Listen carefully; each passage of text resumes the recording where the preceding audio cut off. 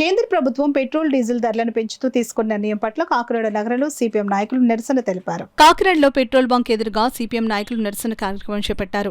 ఈ సందర్భంగా సిపిఎం నాయకులు దువ్వా శేషబాబుజీ, పల్లెవెల్లి వీరబాబు, సత్యరాజులు మీడియాతో మాట్లాడుతూ దేశంలో నరేంద్ర మోడీ ప్రభుత్వం కార్పొరేట్ సంస్థలకు లాభాలు చేకూర్చే విధంగా పాలన కొనసాగిస్తుందని ధ్వజమెత్తారు. ఈ కార్యక్రమంలో పెద్ద సంఖ్యలో సిపిఎం నాయకులు పాల్గొన్నారు. దేశ అంతర్గత వ్యవహారాల్లో జోక్యం చేసుకుంటే కబడ్దార్ అని అన్నారు. అలా ఉండాలి. ఏదో సినిమాలో అన్నాడు కదా, ఆడు మగడరా బుద్ధి అని చెప్పి అలా ఉండాలన్నమాట. ఇప్పుడు గవర్నమెంట్ ఏం చేస్తుంది? సవగ్గా వచ్చేయండి రష్యా చమురేమో మానేసేసారు. అది ధరలు పెరగడానికి ఒక కారణం. ఇంకా ఇరాన్ వాళ్ళు ఏంటంటే అంతర్జాతీయంగా హార్ముజ్ జలసంధి దగ్గర వచ్చిన సంక్షోభం వల్ల ఈ క్రూడ్ ఆయిల్ ధరలు పెరిగినాయి. అసలు ఆ సంక్షోభం ఎందుకు వచ్చింది? అమెరికా వాళ్ళు వెళ్ళి అన్యాయంగా ఇరాన్ మీద దాడి చేశారు. ఆ అమెరికాకి భారత ప్రభుత్వం మద్దతు ఇస్తామన్నది. అంటే ఈ యుద్ధానికి నువ్వు కూడా మద్దతు ఇస్తున్నావు, నువ్వు కూడా కారణమే, నీ వల్లే ఈ ధరలన్నీ పెరిగినాయి. అందువల్ల ఈ ధరలు పెరగడానికి కారణమైన నరేంద్ర మోడీ తన వైఖరి సరి చేసుకోకుండా భారత ప్రజలు బాగుపడలేరు. మనం వేరే కోణంలోంచి ఆలోచిద్దాం. అంతర్జాతీయ సంగతి తర్వాత చూద్దాం. ఈ జిల్లాలో తాళరేవులో భారీ ఎత్తున పెట్రోలు, డీజిలు, గ్యాసు ఇవన్నీ ఉత్పత్తి అవుతున్నాయి కదా. అందులో కనీసం సగం వాటా ఈ రాష్ట్రానికి ఇవ్వండి.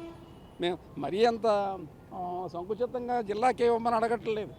కేజీ బేసిన్ అంటే కృష్ణా గోదావరి బేసిన్లో ఉత్పత్తి అవుతున్నటువంటి ఆయిల్ రిజర్వ్స్లోంచి సగం వాటా అనేటువంటి ఆంధ్ర రాష్ట్రానికి ఇవ్వాలి అని చెప్పి డిమాండ్ చేస్తున్నాం. నరేంద్ర మోడీ అమెరికాతో అంటకాగడం మానుకోకుండా ఇలాగే ఉంటుంది. ఆయన గారి టార్గెట్ అంటారంటే అదానీ, అంబానీ వాళ్ళిద్దరినీ బాగు చేయడం. అందుకని తక్షణం పెంచినట్టు ధరలు తగ్గించాలని చెప్పి డిమాండ్. తగ్గించుకుని జీవనం సాగించే పరిస్థితులు వస్తున్నాయి. ఇప్పుడు పెట్రోలు, డీజిలు, గ్యాస్ ఇవన్నీ పెరగనంటే పరోక్షంగా రకరకాల వస్తువుల రవాణా మీద కూడా ఈ భారం పడుతుంది. అంటే తిరిసి గోప మీద కొడితే మనిషి వెళ్ళి గోడకు తగిలినట్టు చెంపదెబ్బ, గోడ దెబ్బలాగా 2 రకాల దెబ్బలు మోడీ గారు కొడుతున్నారు. ప్రజలందరూ కలిసి మిమ్మల్ని దెబ్బ కొట్టే రోజు దగ్గరలోనే ఉంటుందని తెలియజేస్తున్నాం.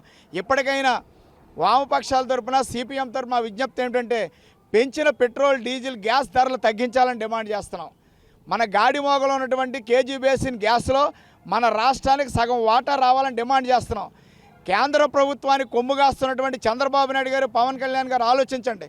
మీకు నిజంగా రాష్ట్ర ప్రయోజనాలు, రాష్ట్ర ప్రజల ప్రయోజనాలు గాన ముఖ్యమైన ఉద్దేశమైనట్లయితే మన రాష్ట్రానికి రావాల్సిన గ్యాస్, పెట్రోల్, డీజిల్ వాటాన్ని దక్కించగలిగితే మన ప్రజలపైన కొంతవరకు ఈ భారాన్ని తగ్గించడానికి అవకాశం ఉంటుంది.